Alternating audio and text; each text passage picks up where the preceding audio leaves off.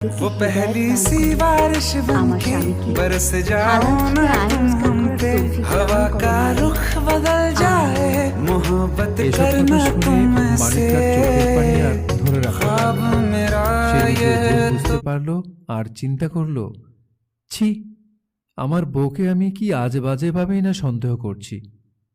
তখনই মানিক প্রতিজ্ঞা করল, জীবন থাকতে কখনো সে আর হারাম ব্যবসা করবে না, তেল আর মধুতে ভেজাল মেশাবে না এবং পরিপূর্ণ ভালো মানুষ হয়ে 5 ওয়াক্ত নামাজ পড়বে।